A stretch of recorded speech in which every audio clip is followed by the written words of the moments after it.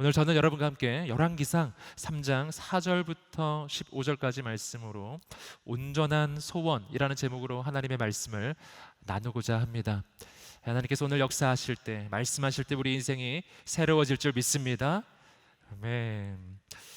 오늘 말씀의 주인공 솔로몬, 이스라엘 역사 가운데 3대 왕이죠. 그는 지혜로 아주 유명한 왕입니다. 지혜로운 왕. 그리고 솔로몬 시절에 이스라엘은 가장 큰 번영과 그리고 풍요를 경험했던 바로 그러한 왕이었습니다.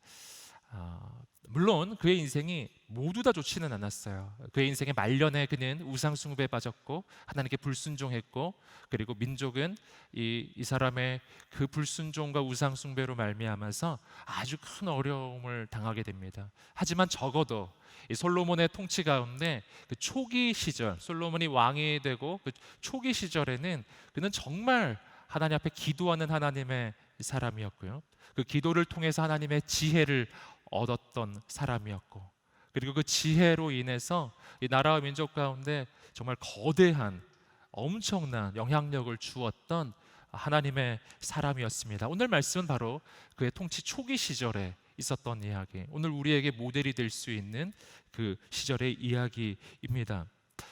그의 인생의 터닝 포인트, 오늘 본문의 말씀에 바로 이 사건이었죠. 그 전만 해도 그는 많고 많은 왕 중에 하나에 불과했던 것이에요. 하지만 오늘 이 말씀의 사건, 하나님이 그의 인생에 찾아오셨고, 그리고 하나님께서 그의 인생에 물어보셨어요. 내가 너에게 무엇을 해주기를 원하느냐? 그 질문 앞에서 솔로몬이 바로 정확하게 하나님의 마음에 있었던 정답, 하나님께서 이 솔로몬을 바라보시면서 솔로몬이 이것이 꼭 있었으면 좋겠는데 라고 생각했던 바로 그 정답을 솔로몬이 말을 했던 것이죠. 그것이 바로 지혜, 하나님의 뜻을 분별하는 지혜. 그 지혜를 구했을 때 하나님이 너무너무 기뻐하셨어요. 지혜를 주셨을 뿐만 아니라 지혜와 함께 부와 명예와 영광도 함께 다 부어 주시면서 그의 인생에 거대한 영적 전환, 터닝 포인트의 사건이 일어납니다. 그로 인해서 이 왕이 하나님 앞에 바로 섰을 때요, 이 나라와 민족도 아주 큰 축복을 받게 되는 것이었습니다. 오늘 저는 이 솔로몬 왕을 통해서 우리의 인생 가운데 어떻게 이 솔로몬과 같은 이러한 기도가 가능하겠는가? 오늘 우리의 기도의 과정은요, 솔로몬의 기도의 과정과 그렇게 다르지 않습니다.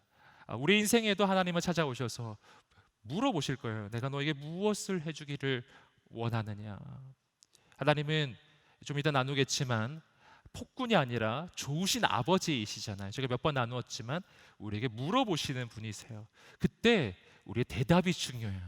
어떻게 대답하느냐, 어떻게 응답하느냐. 그때 솔로몬과 같이 하나님의 마음에 합한 대답, 그 대답을 우리가 할 수 있다면 오늘 우리의 인생 가운데 하나님의 새 역사가 시작될 것입니다. 어떻게 그런 역사는 일어나겠는가? 오늘 솔로몬을 통해서 세 가지 영적 교훈, 크게 세 가지를 함께 나누고자 합니다. 첫 번째, 예배자가 되라. 예배자가 되라. 열왕기상 3장 4절 말씀 다시 읽어보겠습니다. 시작.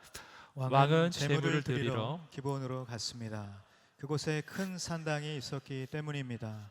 솔로몬은 그 제단에서 1000마리 짐승을 번제물로 드렸습니다. 오늘 말씀은 솔로몬이 하나님께 예배를 드리는 장면으로부터 시작합니다. 너무 유명한 장면이죠. 1000번제로 알려져 있는 바로 그 사건입니다. 여기서 먼저 한번 확인해 볼 것은 뭐냐면은 장소입니다. 왕은 제물을 드리러 기브온으로 갔습니다. 그곳에 큰 산당이 있었기 때문입니다. 그리고 바로 여기서 그 유명한 1000번제가 드려지는 것이었어요. 근데 이 질문이 하나 생기는 것이죠. 왜 기브온인가? 왜 기브온인가? 그렇죠? 왜 예루살렘이 아닐까요? 한 가지 더 중요한 질문은 왜 산당인가 하는 것입니다. 그 역사서에서 보시면은요, 산당은 언제나 긍정적인 장소로 묘사되지 않습니다. 부정적 장소예요. 이곳은 하나님을 향한 예배 장소가 아니라 일반적으로는 우상 숭배 장소입니다. 그래서 사실은 척결해야 된 장소이거든요. 근데 이상하게도 하나님의 사람 이 솔로몬이 하나님께 지금 예배하고 번제 드리러 가는데 기브온, 그것도 산당으로 가는 거예요. 왜 그런가? 이 장소에 대해서 우리가 조금 이해할 필요가 있습니다. 왜 그런지에 대해서요, 같은 사건을 다루고 있는 다른 부분이 있습니다. 역대하 1장에 동일한 사건을 다루는데 조금 자세한 설명이 나와요. 함께 읽어보겠습니다. 역대하 1장 3절 4절 말씀 읽어보겠습니다. 시작. 솔로몬과 이스라엘 온 회중은 기브온에 있는 산당으로 갔는데 여호와의 종 모세가 광야에서 만든 하나님의 회막이 그곳에 있었기 때문입니다. 그러나 하나님의 궤는 다윗이 기럇 여아림에서부터 예비한 곳인 예루살렘으로 이미 메어서 옮겨갔으니 이는 그가 예루살렘에 하나님의 궤를 위해 장막을 쳤기 때문입니다. 자, 말씀을 보시면은 아주 중대한 사실을 우리가 발견하게 됩니다. 솔로몬 시절에 이스라엘의 성소는 두 군데로 분리되어 있었다는 거예요. 여러분, 분명 성막이 있는 곳, 그곳이 바로 예배의 초소가 되는 것인데요. 그 성막 가운데 제일 중요한 성물이 있습니다. 하나님의 언약궤죠. 근데 조금 여러 가지 과정을 거쳐서 사실은 하나님의 언약궤만 다윗 시절에요, 다윗 성으로 옮겨오는 사건이 있었습니다. 그래서 하나님의 언약궤는 지금 어디에 있었냐면 예루살렘 바로 다윗 성에 있었습니다. 그리고 거기는 성막은 존재하지 않았고 하나님의 언약궤가 있고요. 그 궤에 다윗이 장막을 하나 쳐놓은 거예요. 그것이 바로 그 유명한 다윗의 장막이라고 하는 거예요. 언약궤가 있고 그 주변에서 24시간 예배하는 다윗의 장막이라고 하는 게 있었어요. 그런데 성막은 어디 있었는가? 성막, 모세가 출애굽기에서 만들었던 그 성막 있지 않습니까? 근데 그 성막은 예루살렘에 있지 않았어요. 성경에는 그 자세한 설명은 나오지 않아요. 근데 이때 성막이 어디 있었냐 하면 바로 기브온에 있었다는 것입니다. 그 언약궤를 제외한 다른 성막의 모든 부분은 기브온에 있었고, 그리고 특별히 번제를 드리려고 하면 번제단이 있어야 하잖아요. 번제단. 그 번제단은 바로 성막에 있는 기브온에 있었던 것이죠. 그러하기 때문에 지금 솔로몬은 하나님께 번제를 드리러 가는데 어디로 갔다? 기브온에 있는 산당으로 갔다는 것입니다. 거기에 하나님의 성막이 있었기 때문이고 거기에 번제단이 있었기 때문인 거예요. 이 솔로몬이 지금 뭐 다른 마음으로 산당에 간 게 아니에요. 하나님 경외하는 마음으로 거기 성막이 있었기 때문에 그 기브온으로 가서 예배를 드렸던 것을 알게 됩니다. 자, 여기서 우리가 또 한 가지 더 생각해 볼 것은요, 그렇다면은 솔로몬이 드린 예배, 바로 하나님을 만났고 그리고 하나님으로부터 지혜를 얻게 되었던 이 예배에 무엇이 특별했는가? 어떤 게 특별했을까요? 우리는 흔히 1000번제 많이 떠올리죠. 1000번의 제사 이런 거 막 생각하면서, 근데 사실은 성경적으로는 이것이 1000번의 제사가 1000회의 제사를 얘기하는 것은 아니에요. 그러니까 1000일 동안 진행된 제사는 아닌 거예요. 이 제사는 하루 정도에 진행되는 제사인데, 근데 이 제사가 1000마리의 제물이 드려지는 제사였던 거예요. 오늘 우리말 성경은 그렇게 정확히 번역하고 있습니다. 그렇다면 뭐가 특별할까요? 제물이 많아서 특별할까요? 1000마리 짐승을 하나님께 드렸더니 하나님이 우와, 이렇게 많이 주다니 내 마음이 흡족하구나, 내가 너에게 뭘 줄까, 이렇게 된 것일까요? 하나님께서 솔로몬이 드린 그 수량에 감동하신 것일까요?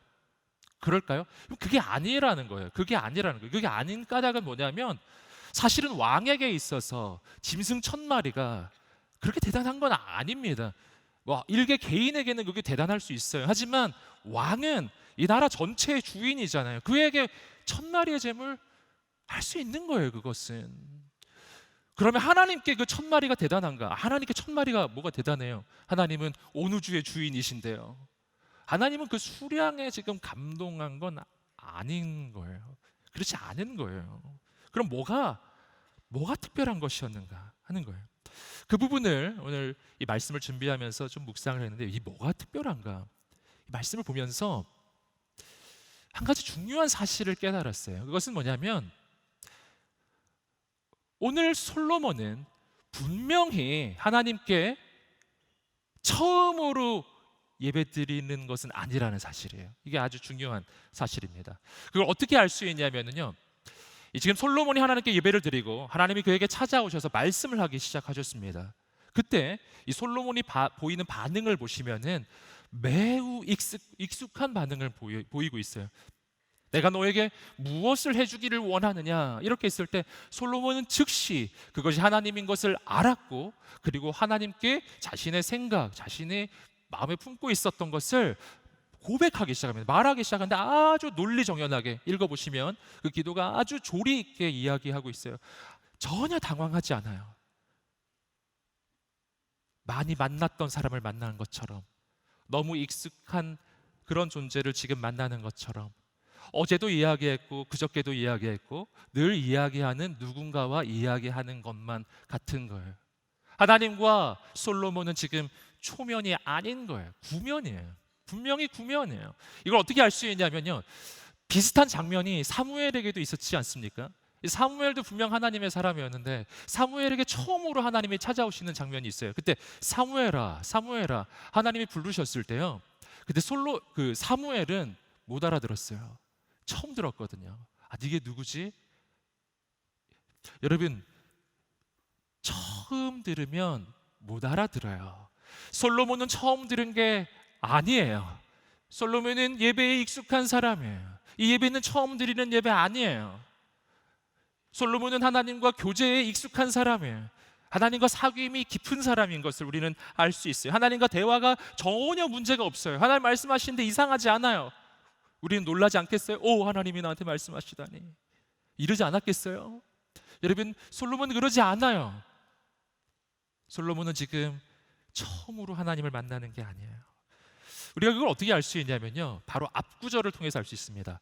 이 4절부터 오늘 말씀이 시작되는데 3절, 열왕기상 3장 3절 읽어보겠습니다. 시작.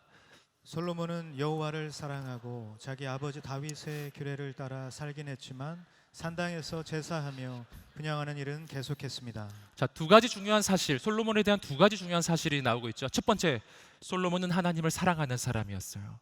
사랑했기 때문에 했던 일이 있어요. 뭐라고? 산당에서 제사하며 분향한 일을 계속했대요. 이 산당 어디일까요? 기브온에 있는 산당이에요. 하나님의 성막이 있는 그 산당을 얘기하는 거예요.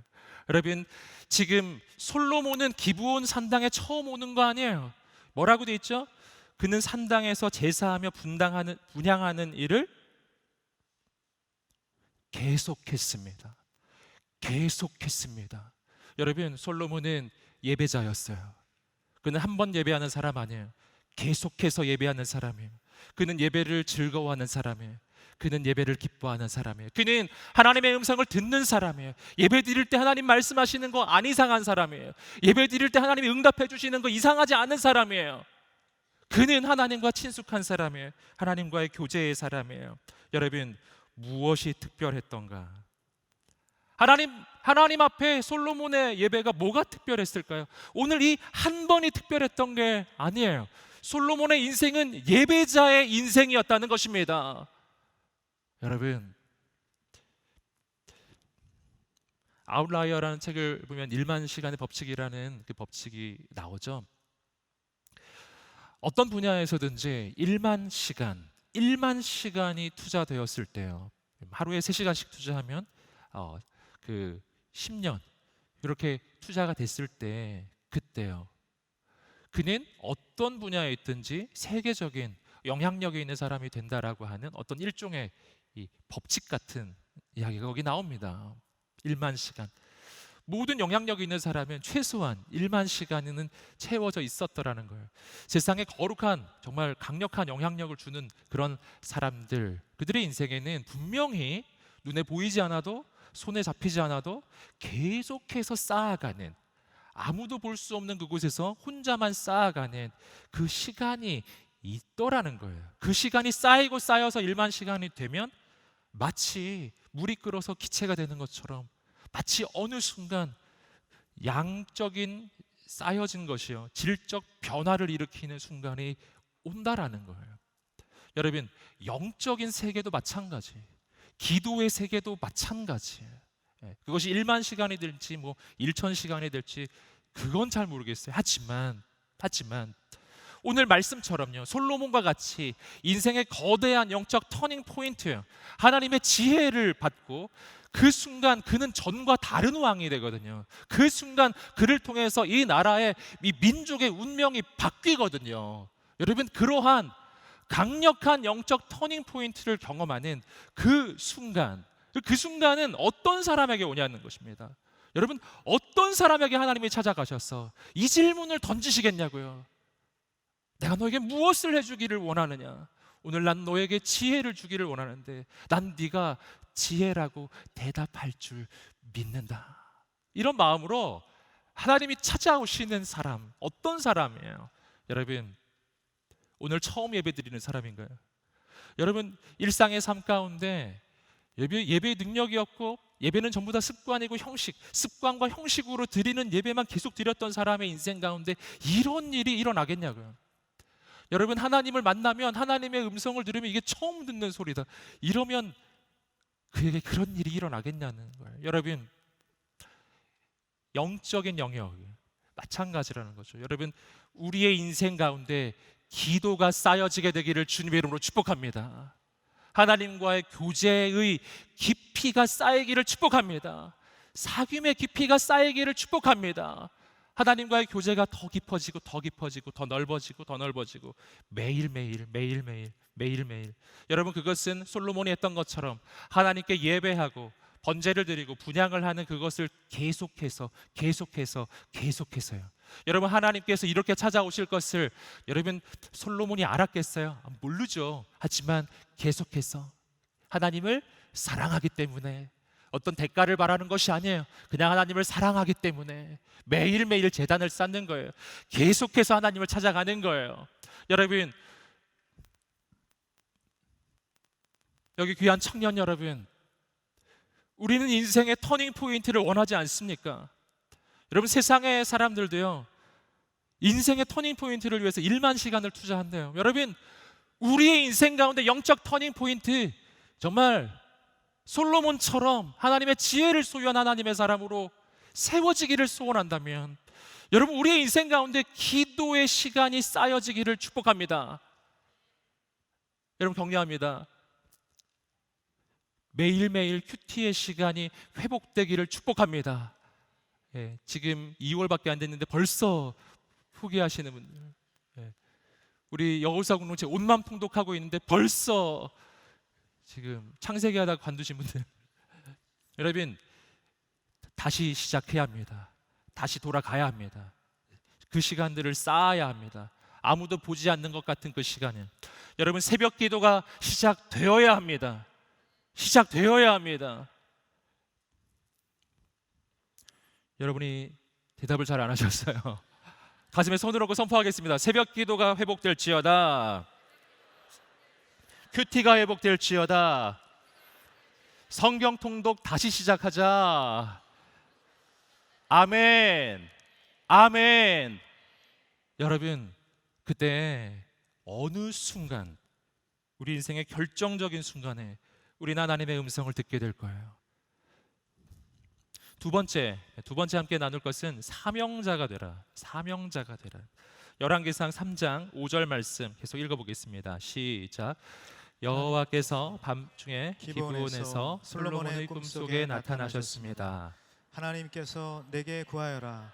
내가 내게 무엇을 주랴 하고 말씀하셨습니다. 하나님은 솔로몬에게 찾아오셔서 질문하십니다. 물어보셔요. 무엇을 해주기 원하느냐? 많이 말씀드렸던 것처럼 하나님 좋으신 아버지셔서 물어보시는 거예요. 막 주시지 않아요.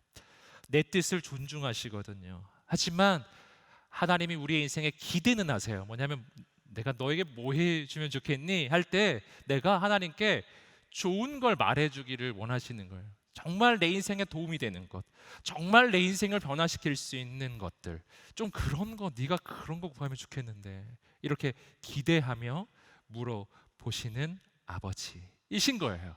그런데 솔로몬이 하나님이 진짜 기뻐하실 만한 대답을 합니다. 이어서 나오는 솔로몬의 이 대답이 여러 가지 면에서 아주 중요해요. 잘 보셔야 됩니다. 우리 함께 6절 말씀, 하나님 뭘 기뻐하셨을까 이렇게 생각하면서 보겠습니다. 6절 시작. 솔로몬이 대답했습니다. 주께서는 주의 종 내 아버지 다윗에게 큰 은총을 베풀어 주셨습니다. 그가 주께 충성스러우며 의롭고 정직했기 때문입니다.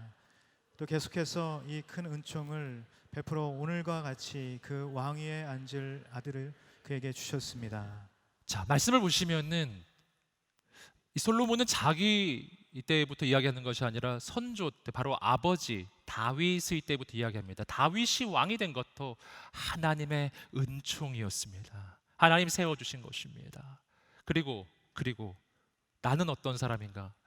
마찬가지 하나님의 은총으로 이어지는 그 7절 읽어보시면 하나님께서 나를 세우셨다고 그렇게 이 솔로몬은 고백하는 거예요. 여러분, 이 고백은 굉장히 중요한 고백입니다. 아주 중요한 고백이에요. 여러분, 왕은 어떤 존재인가요? 한 나라의 왕이란 그 나라에서 가장 높은 존재잖아요. 여러분, 그 위에 아무도 없는 모든 사람의 탑리더이지 않습니까? 그 위에 아무도 없는 거예요. 그럼 왕이 될 때 대체 누가 이 왕을 왕으로 세운다는 말입니까? 여러분, 일반적인 왕은 이렇게 이야기하는 거죠. 내가 능력이 있어서, 내가 계획을 잘해서, 그래서 내가 드디어 왕의 자리에 올랐다. 내가 했다라고 이야기할 거예요. 여러분, 그런데 솔로몬은 그렇게 말하지 않았어요. 이거 내가 한 것이 아닙니다. 이건 하나님의 은총입니다. 이것은 하나님께서 세우신 것입니다. 무슨 뜻이죠? 왕이 있는데 이 왕이 스스로 된 게 아니래요. 누가 날 세워줬대요. 그렇다면은 이 왕은 이 나라에서 가장 높은 존재가 아닌 거예요. 왕을 왕으로 세운 그분이 더 높은 거예요. 여러분, 그분이 누구십니까? 그분이 하나님이십니다. 여러분, 그래서 이 성경에 나오는 이 역사서 가운데 특별히 그 열왕기, 역대기 이런 부분에서 이 왕들을 볼 때요, 분명히 왕정 시대죠. 왕정 시대는 왕이 제일 높잖아요. 근데 그 왕이 성공적인 그러한 왕이 되는 조건이 있습니다. 그게 세상 역사하고요, 하나님이 선택하신 이스라엘 나라의 역사가 달라요. 세상의 역사에서는요, 능력 있고 정치 잘하고 경제 잘하고 외교 잘하고 이런 사람이 탁월한 이 영향력 있는 왕, 성공적인 왕이 되는 것이잖아요. 하지만 성경에서는 다릅니다. 성경에서는 그런 걸 따지지 않아요. 성경에서는 뭘 따지는가? 이 사람이 진짜 하나님을 경외하는 왕이었는가? 이거 하나예요. 조금 다르게 이야기하면 이런 것입니다. 이스라엘 민족의 역사에서 왕은 언제 성공적인 왕이 되냐 하면요, 내가 명목상으로는 이 나라의 왕이기는 하지만, 그러나 이 나라의 진짜 왕이 계신데 이 나라의 진짜 왕은 하나님이시다. 그리고 그 하나님이 나를 이 자리에 세워 주신 것이다. 그렇기에 눈으로 보기에는 내가 왕인 것 같지만 실은 하나님이 왕이시기에 이것은 내가 하는 것이 아니라 하나님께서 하시는 것이다 라는 것을 믿는 사람, 철저하게 하나님을 왕으로 모시는 그런 왕이 성공적인 왕이 되는 거예요. 성공적인 왕이 되는 이 성경적인 원리입니다. 여러분, 내가 왕이라면 내가 책임지는 거잖아요. 중요하죠. 그렇기 때문에 성공할 수가 없는 거예요. 하지만 하나님이 왕이심을 선포하면 그분이 책임지십니다. 그분이 하십니다. 우리 인생이 마찬가지예요. 누가 왕인가? 매우 중대한 질문이죠. 내가 왕이라고 늘 생각하면서 살아왔다면, 여러분, 오늘 이 시간은 분명히 깨달아야 돼요. 하나님이 왕이십니다. 하나님이 나를 세우셨습니다. 이 고백이 내 인생을 변화시키는 고백이에요. 계속해서 7절 말씀은 그렇기에 솔로몬이 하는 고백이 나옵니다. 우리 7절 말씀 계속 읽어보겠습니다. 시작. 내 하나님 여호와여, 이제 주께서 제 아버지 다윗을 대신해 주의 종을 왕으로 삼으셨습니다. 그러나 아직 저는 나이가 어리고 어떻게 제 임무를 수행해야 할지 모릅니다. 그렇죠. 하나님이 나를 세우셨습니다라고 고백하고 있죠. 그리고 나서 아주 중요한 또 한 가지 고백을 해요. 제 임무를 수행해야 할지, 어떻게 제 임무를 수행할지 모릅니다. 저는 모릅니다. 이렇게 지금 말하고 있는 거예요. 저는 모릅니다. 이 뭐 당연한 이야기 같지만 실은 당연하지 않아요. 왜냐하면 솔로몬은 어떤 사람입니까? 솔로몬은 한 나라의 왕이잖아요. 탑리더예요. 그리고 탑리더가 절대로 해서는 안 되는 말 중에 하나가 이 말이에요. 저는 모릅니다. 너무 곤란한 거예요. 여러분, 탑리더는 모르면 안 됩니다. 알아야 돼요. 탑리더는 많은 사람이 믿고 따르는 사람이잖아요. 어디로 가야 할지 알아야 돼요. 어떤 것이 중요한지 알아야 돼요. 어떤 것이 옳은지 알아야 된다고요. 그 분별력이 있어야 돼요. 근데 탑리더가 모른다고 하면은 여러분 어떻게 되겠냐고요. 그렇기 때문에 이 말은 쉽게 할 수 있는 말이 아니에요. 왕에게는요. 그런데 영적인 세계에서는 반대입니다. 반대예요. 하나님 앞에서는 반대예요. 하나님은 이 말을 듣고서 너 이렇게 무책임한 왕이니? 라고 하지 않으셨어요. 하나님은 반대로 말씀하셨어요. 기뻐하셨어요. 네가 모른다고? 기뻐하셨대요. 여러분, 하나님 보시기에 너무 좋은 고백이었던 거예요. 왜 그렇습니까? 왜냐하면 하나님 앞에서는요, 저는 모릅니다 라고 고백하는 사람, 그런 사람만이 하나님을 의지하기 때문이에요. 나는 잘 모르겠습니다 라고 고백하는 사람만이 하나님의 뜻 앞에 순종하기 때문이에요. 왜 우리가 하나님의 뜻 앞에 순종하지 못하는가? 내가 아는 게 너무 많아서 그래요. 내가 이건 확실하다고 스스로 확신하기 때문이에요. 하나님이 주시는 확신이 아니라 내 확신으로 확신하기 때문에. 여러분, 그런 걸 자기의라고 하잖아요. 자기의, 자기 고집, 이런 게 너무 강한 거예요. 여러분, 세상적 리더가 가지고 있는 가장 중요한 특징이잖아요. 자기 고집, 자기 주관, 자기의, 이런 거예요. 카리스마, 이런 거예요. 여러분, 그러나 하나님 앞에서는 그런 게 아무 소용이 없는 거예요.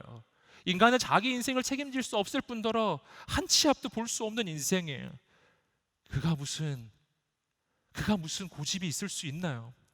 여러분, 하나님 앞에서 해야 할 고백은 이거예요. 하나님, 저는 모릅니다. 저는 잘 모릅니다.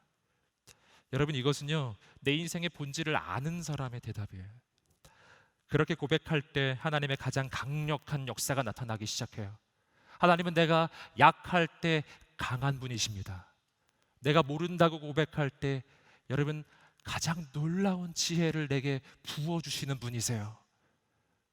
내가 보지 못한다고 고백할 때 내 눈을 뜨여주시는 분이십니다. 여러분, 그런데 내가 자꾸 안다고 하고 본다고 하고 내가 자꾸 맞다고 하고 하나님과 소통이 안 되는 거예요. 주님의 음성이 절대 들리지 않습니다. 그 생각 무너질 때까지 가는 거예요. 여러분, 솔로몬은 빨리 무릎 꿇은 거예요. 빨리 무릎 꿇은 거예요. 여러분, 빨리 무릎 꿇으시기를 주님의 이름으로 축복합니다. 빨리 엎드려야 돼요. 청년의 때, 그때 해야 돼요. 그러면 말로 할 수 없는 하나님의 능력이 임할 것입니다. 그리고 8절입니다. 8절. 그렇기 때문에 바로 이러한, 역설적이게도 바로 이러한 왕이 될 수가 있어요. 함께 8절 읽어보겠습니다. 시작. 주의 종이 여기 주께서 선택하신 백성들, 헤아릴 수 없을 만큼 많은 수의 큰 백성 가운데 있습니다. 자, 지금 솔로몬이 뭐 얘기하고 있죠? 백성들 이야기하고 있어요. 놀라운 이야기예요. 지금 솔로몬이 누구를 보고 있느냐가 바로 그가 무엇을 구하느냐를 결정하는 것입니다. 여러분, 여기서 우리는 이 솔로몬이 자기 인생, 왕으로 세워진 자신의 존재를 어떻게 보는지를 발견하는 거예요. 여러분, 솔로몬은 자신을 사명자로 보는 것입니다. 사명자. 왜냐하면 난 스스로 왕이 된 것이 아니라 온 우주의 왕이신 하나님께서 나를 세워주신 거예요. 내가 스스로 세워진 게 아니라 나를 세운 분이 있다면 나를 세운 분이 나를 세우신 뜻이 있는 거예요. 나에게 맡겨주시는 명령이 있는 거예요. 받은 명령이 있는 사람, 사명자. 사명자는 뭐를 이루는 사람? 하나님의 사명을 이루는 사람이에요. 여러분, 여기서 왕이라고 하는 그 자리가 가지고 있는 의미를 발견하는 것입니다. 여러분, 하나님 앞에 있지 아니하면 세상에서의 왕이란 권력을 휘두르고 그 권력을 통해서 자기 이익을 얻고 사람들 위해 군림하고 그 권력을 누리고 이렇게 생각하는 거예요. 하지만 하나님 앞에서의 왕이란 다른 거예요. 하나님 앞에서의 왕이란 하나님께서 맡겨주신 사명이 있어요. 그 사명은 하나님께서 맡겨주신 백성들이에요. 여러분, 그 백성들을 잘 섬기고 잘 다스리고 그 백성들을 잘 이끄는 그 사명을 하나님이 주신 거예요. 여러분, 그렇기 때문에 사명자인 사람이요, 이 백성을 품는 것입니다. 하나님을 향해서는 예배자고요, 영혼을 향해서는 사명자가 되는 거예요. 사명은 언제나 사람을 향해요. 예수님께서는 제자들을 부르실 때 그때 이렇게 말씀하셨어요. 내가 너희로 사람을 낚는 어부가 되게 하리라. 제자들은 물고기만 관심이 있었거든요. 여러분, 물고기는 비전이 아니다. 사람이 비전이라는 거예요. 사람. 사도행전 16장에서 사도 바울이 그 소아시아 선교에 실패하고 그 땅의 끝까지 갔을 때 그때 하나님이 보여주신 비전이 있어요. 그것은 마케도니아 사람 한 사람이었어요. 건너와서 우리를 도우라라고 도움을 요청하는 한 사람이에요. 여러분, 하나님의 비전은 언제나 사람이에요. 하나님의 사명은 언제나 사람이에요. 그렇기 때문에 사명자가 구하는 간구, 그것은 나의 이익을 위한 간구가 아니라 나에게 맡겨주신 사람을 향한 간구입니다. 여러분, 우리가 하나님의 사명자가 되시기를 주님의 이름으로 축복합니다. 가정에, 직장에, 여러분 있는 곳곳에요, 하나님은 여러분을 사명자로 보내신 거예요. 이것을 기억할 때 우리 인생 가운데 새 일이 일어날 것입니다. 세 번째입니다. 세 번째. 지혜를 구하라. 지혜를 구하라. 열왕기상 3장 9절입니다. 9절 읽어보겠습니다. 시작.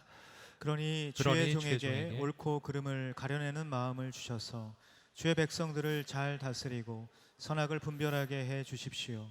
누가 주의 이 많은 백성들을 다스릴 수 있겠습니까? 아멘. 자, 솔로몬에 대해서 제가 앞서 두 가지를 나눴어요. 그는 하나님을 참으로 예배하는 예배자, 하나님을 만나는 예배자였어요. 두 번째, 그는 하나님 맡겨주신 사명, 백성들을 품는 사명자였습니다. 참된 예배자, 참된 사명자가 되면 하나님께 무엇을 구해야 할지 알게 돼요. 가장 본질적이고 가장 핵심적인 거예요. 그래서 여러분, 우리의 기도의 시간 가운데 우리가 하나님 앞에 본질을 꿰뚫는 그런 간구를 하기 위해서는 먼저 예배자가 되고 사명자가 돼야 하는 것입니다. 그때 구한 것이 지혜예요. 근데 이 지혜에 대해서 오늘 본문의 말씀 9절에서는 두 가지로 표현합니다. 두 가지. 첫 번째는 뭐냐 하면은 말씀 보시면은 이렇게 돼 있어요. 그러니 주의 종에게 옳고 그름을 가려내는 마음을 주셔서, 옳고 그름을 가려내는 마음.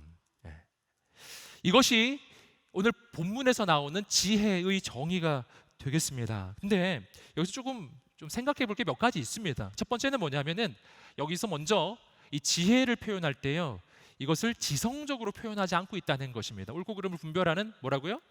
마음이라고 표현하고 있어요. 여러분, 마음은 지성만 가리키는 것이 아닙니다.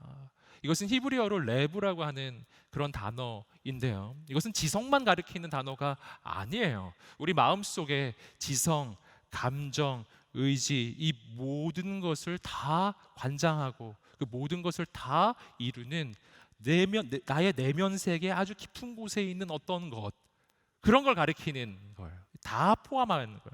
마음이에요, 마음. 근데 어떤 마음? 옳고 그름을 가려내는 마음. 우리말 성경으로는요, 이 부분이 조금 길잖아요. 긴데 약간의 의역이 된 거예요. 사실 원어적으로는 이게 한 단어예요. 한 단어, 딱 한 단어. 개역 개정에서 그것을 더 정확하게 번역한 것 같습니다. 열왕기상 3장 9절 개역 개정 번역으로 다시 읽어보겠습니다. 시작. 누가 주의 이 많은 백성을 재판할 수 있사오리까? 듣는 마음을 종에게 주사 주의 백성을 재판하여 선악을 분별하게 하옵소서. 보이시죠? 마음 앞에 수식어가 딱 한 단어로 표현되어 있습니다. 옳고 그름을 분별하는 마음. 개역 개정에서는 뭐라고요? 듣는 마음. 한 단어예요. 이게 맞아요. 함께 따라해 보세요. 듣는 마음. 왜냐하면 이 동사가요, 이때 표현된 이 나오는 이 단어의 그 근원이 되는 동사가 듣다라고 하는 뜻을 가지고 있는 동사이기 때문에 우리 지난주 말씀에서 확인했던 것입니다. 그 샤마라고 하는 동사예요. 이것은 기본적인 의미가 듣다예요. 두 번째 의미는 이해하다예요. 세 번째 의미는 순종하다예요. 이해가 지금 되고 계시죠? 그러니까 지난주에 보셨던 거랑 똑같은 단어예요. 옳고 그름을 분별하는 것, 이거 어떻게 일어나는가? 듣는 마음, 순종하는 마음, 그때 옳고 그름이 분별된다는 거예요. 어떻게 옳고 그름이 분별된다고요? 듣는 마음. 뭐를 들을 때일까요? 하나님의 음성을 들을 때, 하나님의 말씀을 들을 때, 그리고 그 하나님의 말씀을 듣고 순종하는 마음을 품을 때, 그때 내가 가야 할 길과 가지 말아야 할 길, 무엇이 옳은지 무엇이 그른지 알게 된다는 것입니다. 여러분, 우리 마음에 듣는 마음이 생겨나게 되기를 축복합니다. 듣는 마음이 될지어다. 옆 사람을 축복하기가 쉽지 않으니 자신을 축복하겠습니다. 가슴에 손을 얹고 선포하겠습니다. 듣는 마음이 될지어다. 순종하는 마음이 될지어다. 아멘. 듣는 마음, 듣는 마음. 그때 분별되기 시작하더라라는 것입니다. 이것이 진짜 지혜예요. 이 지혜를 가리키는 또 한 가지 표현이 오늘 본문의 말씀에 그 하반부에 나오는데요. 이렇게 이야기하고 있습니다. 9절 말씀을 보시면은 주의 백성들을 잘 다스리고 선악을 분별하게 해 주십시오. 선악을 분별하게 해 주십시오. 이 부분은요, 실제로 선악을 분별하는 거예요. 이게 실제로. 그러니까 지혜는 선악을 분별하는 게 맞는 것입니다. 여러분, 그런데 이건 어떻게 하는 건가? 전 우리 선악 하면 일단 도덕적인 선을 많이 떠올리잖아요. 좀 찾아봤어요. 이게 무슨 선인가? 찾아보니까 역시 이 부분은 좀 달라요. 히브리어로는 이 부분의 선이 뭐냐면 토브라고 하는 단어예요. 토브. 이 토브라고 하는 단어 들어보셨죠? 이 단어가 어디서 쓰이는 단어였냐 하면은 창세기 1장에서 하나님께서 천지 만물을 다 지으시고 나서 거기 보면 반복적으로 나오는 표현이 있어요. 하나님께서 보시기에 좋았더라. 함께 외쳐보겠습니다. 하나님께서 보시기에 좋았더라. 그때 나오는 단어가 토브예요. 이 토브는요, 하나님 보시기에 좋은 거예요. 그러니까 뭐냐면 도덕적으로 옳으냐, 사람 보기에 좋으냐가 아니라 하나님 보시기에 좋은 거예요. 기준이 하나님이십니다. 나쁜 건 뭘까요? 하나님 보시기에 나쁜 거예요. 기준이 하나님이신 거예요.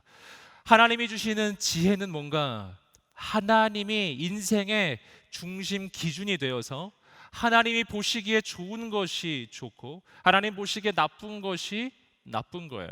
여러분, 인간이 선악과를 따먹은 사건은요, 그것이 바로 뒤집히는 사건이에요. 하나님이 보시기에 좋은 게 나는 싫다고 하고 하나님 보시기에 나쁘다고 하는 걸 내가 따라가는 것, 이게 선악과 따먹은 사건이고, 오늘 말씀은요 정확하게 그와 반대인 거예요. 하나님이 중심이 되셔서 하나님께서 말씀해 주시는 것 그대로 내가 받는 것을 이야기하는 거예요. 여러분, 그렇기 때문에 지혜는 어디서 오겠어요? 하나님이 중심될 때 오는 것입니다. 잠언 9장 10절 개역 개정의 번역으로 읽어보겠습니다. 잠언 9장 10절입니다. 시작. 여호와를 경외하는 것이 지혜의 근본이요 거룩하신 자를 아는 것이 명철이니라. 아멘. 그렇기 때문에 여러분, 잠언은 이렇게 말하는 것입니다. 여호와를 경외하는 것이 지혜. 왜냐하면 지혜란 옳고 그른 것, 선과 악을 분별하는 것인데 그 기준은 하나님이시기 때문이에요.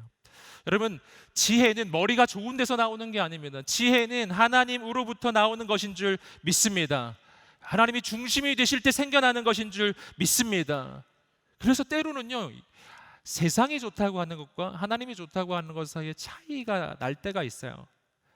세상에서는 좋다고 하는데 하나님이 아니라고 하실 때가 있고, 세상에서는 이것은 나쁜 것이라고 하는데 하나님께서는 그 길을 가라고 하실 때가 있어요. 그때 뭐가 진짜 지혜인가? 고린도전서 1장 25절 한번 보겠습니다. 고린도전서 1장 25절 시작. 하나님의 하나님의 어리석음이 사람의 지혜보다 더 지혜롭고 하나님의 연약함이 사람보다 더 강하기 때문입니다. 아멘.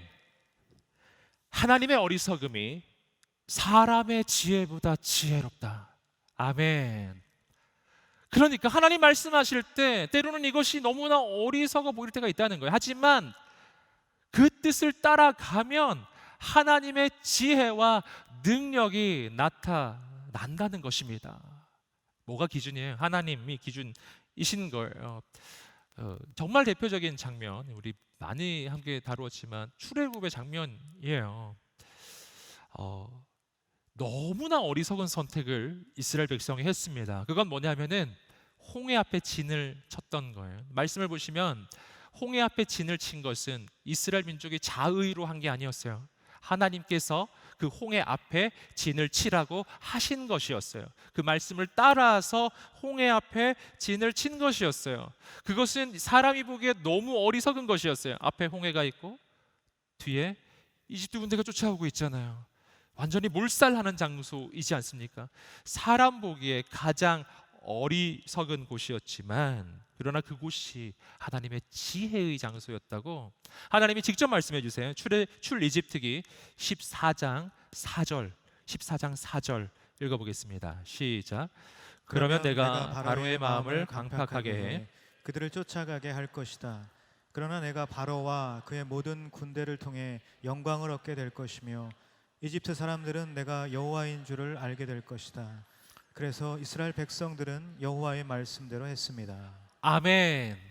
아멘. 여러분 말씀에서 보시면 하나님 말씀하셨어요. 사람들이 보기에는 어리석었어요. 왜냐하면 앞에 홍해, 뒤에는 이집트 군대가 있었기 때문에 이것이 가장 어리석은 이유였는데 하나님 역사하시면 인간이 보기에 가장 어리석어 보이는 그 조건이 가장 놀라운 하나님의 기적의 방법으로 바뀌는 줄 믿습니다. 하나님이 정확하게 반대로 말씀하셨어요. 저 이집트 군대 때문에 너희가 몰살하는 게 아니라 저 이집트 군대 때문에 하나님께서 영광을 받게 되실 것이다. 아멘. 이곳이 하나님의 지혜. 하나님의 지혜. 여러분, 그래서 하나님의 지혜의 길은요, 믿음으로 가는 거예요. 내가 이해가 되지 않아도요, 믿음으로 가는 거예요. 믿음으로 그 길을 걸어가는 거예요. 왜냐하면 하나님은 온 우주의 주인이시기 때문에, 역사의 창조주이시기 때문에.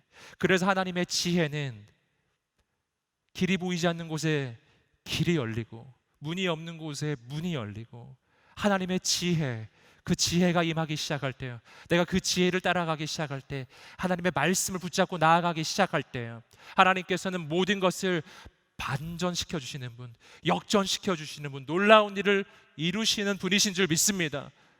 우리에게 그 믿음의 선택이 있게 되기를 주님의 이름으로 축복합니다. 마지막으로 열왕기상 3장 11절부터 13절까지 말씀을 읽어보겠습니다. 시작. 그래서 하나님께서 그에게 말씀하셨습니다. 내가 이것을 구했구나.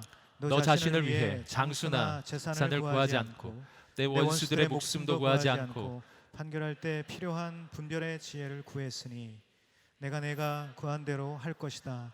내가 내게 지혜롭게 분별하는 마음을 줄 것이다.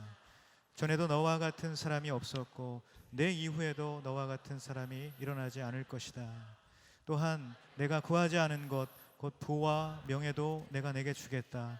그러면 내 평생의 왕들 가운데서 너와 같은 사람이 없을 것이다.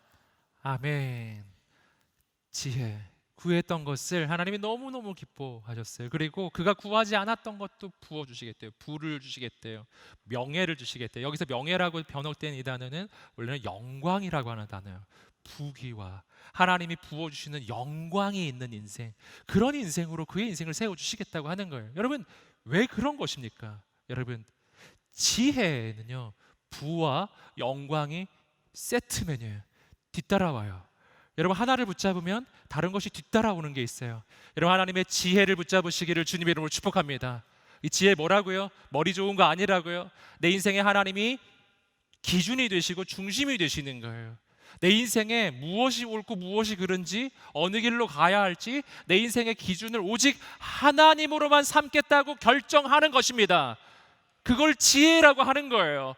그것이 세상 보기에 어리석어도, 그것이 세상 보기에 이것은 말도 안 되는 길이라 할지라도 하나님이 이것이 맞다 하실 때 그 믿음으로 그 길을 걸어갈 때예요. 그럴 때 하나님께서 부어주시겠다고 약속하시는 거예요.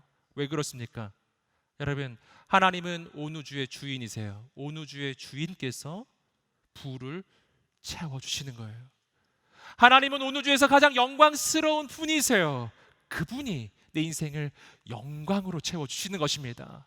진짜 지혜는 하나님이 임하실 때 일어나는 것이기 때문이에요. 여러분, 오늘 솔로몬의 인생 가운데 거대한 영적 터닝 포인트를 우리가 함께 보았습니다. 여러분, 오늘 우리가 그 솔로몬이 걸었던 초기의 그 길이에요. 지혜의 길이에요. 참된 예배자의 길, 참된 사명자의 길, 그리고 지혜를 붙잡는 그 길. 여러분, 그 길을 가시기를 주님의 이름으로 축복합니다. 여러분, 우리 인생 가운데 하나님께서 새 일을 이루실 줄 믿습니다. 이 시간에 우리가 함께 기도하기를 원해요. 함께 기도하면서 나갈 때, 하나님, 내가 정말 예배자가 되기를 원합니다. 솔로몬의 인생의 영적인 터닝 포인트는요, 예배의 자리에서 일어났어요. 예배의 자리는 만만한 자리가 아니에요. 그냥 종교의식이 진행되는 곳이 아니에요. 온 우주의 주인을 만나는 곳이고 역사의 주관자를 만나는 곳이에요. 여러분, 지혜의 근본이신 분을 만나는 거예요. 온 우주의 능력의 원천이신 그분을 만나는 것입니다. 하나님, 내가 다른 것은 몰라도 예배에는 성공하게 하여 주옵소서. 온전한 예배자가 되게 하여 주옵소서. 하나님을 만나는 데 익숙하고 하나님의 음성을 듣고 그 음성을 붙잡고 믿음으로 나아가는 하나님의 사람 되게 하소서. 하나님의 사명자가 되게 하여 주옵소서. 거룩한 사명자가 되게 하여 주옵소서. 내 인생의 기준이 하나님의 사명이 기준이 되게 해주십시오. 그때 하나님 내게 부어주시는 그 지혜를 소유하게 하여 주옵소서. 아버지 하나님께서 중심 되시는 인생, 하나님의 지혜를 소유한 인생, 그 지혜로 아버지 맡겨주신 사명을 정말 놀랍게 감당할 수 있는 하나님의 사람으로 나를 세워 주옵소서. 이렇게 솔로몬과 같이 하나님의 사람으로 나를 세워달라고 간절히 구하며 나가는 모든 영혼들 자리에서 함께 일어나 보시겠습니다. 그리고 우리 하나님 앞에 구하겠습니다. 아버지, 참된 예배자가 되게 하여 주옵소서. 참된 사명자가 되게 하여 주옵소서. 하나님의 지혜자가 되게 하여 주옵소서. 우리 주 앞에 두 손 들고 주여 세 번의 치며 기도하겠습니다. 주여, 주여, 주여. 아버지 하나님 역사해 주옵소서. 하나님 아버지 은혜를 내려 주옵소서. 하나님,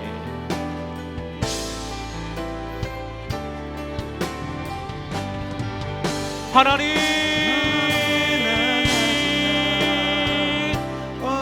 하나님,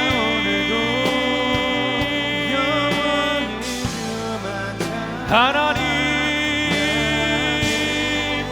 하나님의 지혜를 내려 주옵소서. 아버지 하나님, 주 앞에 온전한 예비자가 되게 하여 주옵소서. 하나님,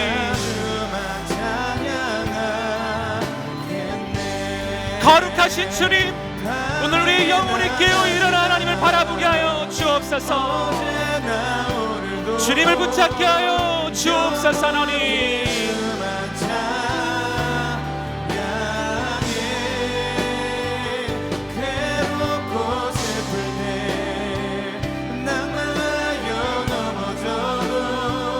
주여, 아버지,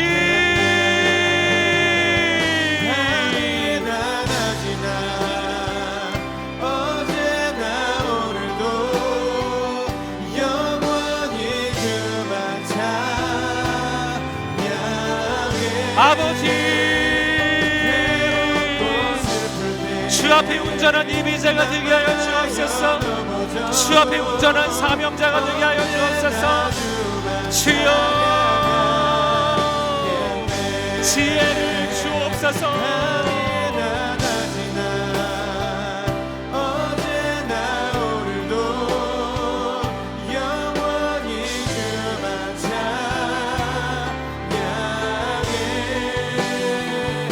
아버지, 주여 임하소서. 하나님 역사하여 주옵소서. 하나님, 주여,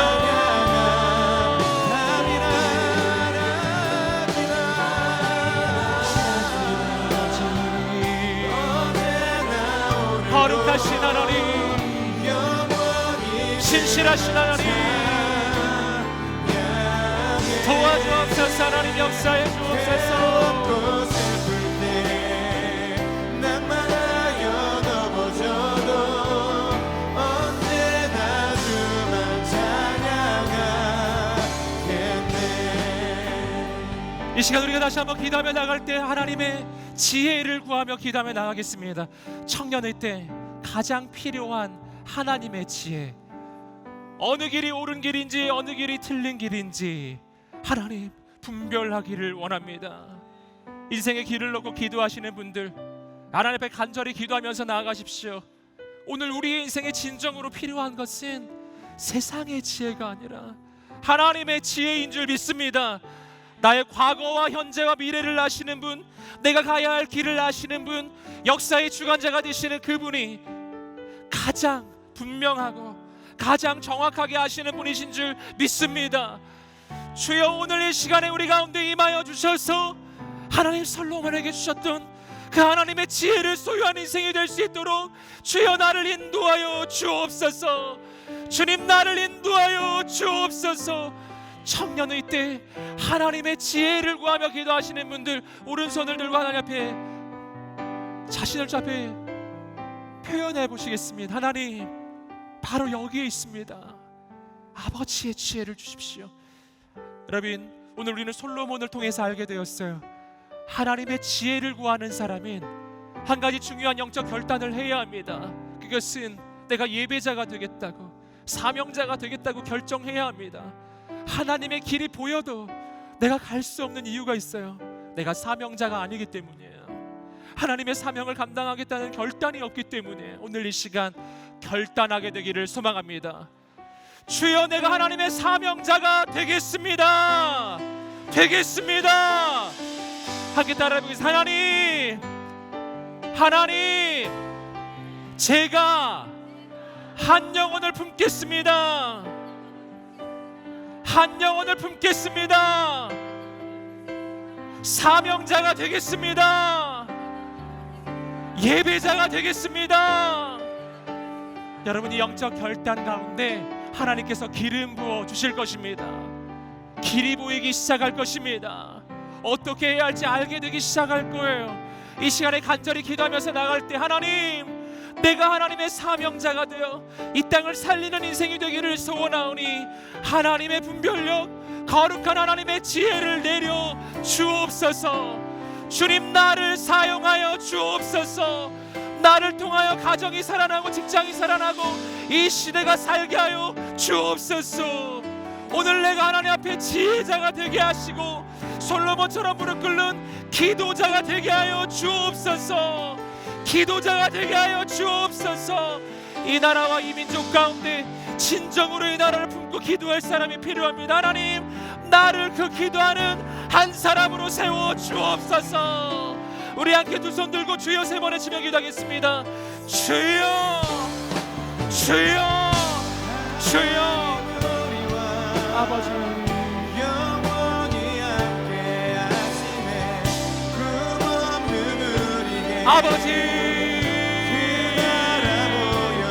아버지, 연약한 자들의 믿음의 결단을 하게 하여 주옵소서. 친구가 되어 사명자가 되게 하여 주옵소서. 힘없는 우리 예배자가 되게 하여 주옵소서. 인생을 위로하시네. 하나님은 아버지, 영원히 함께 하시네. 행하여 주옵소서. 꿈없는 우리에게 그 나라 보여주시네.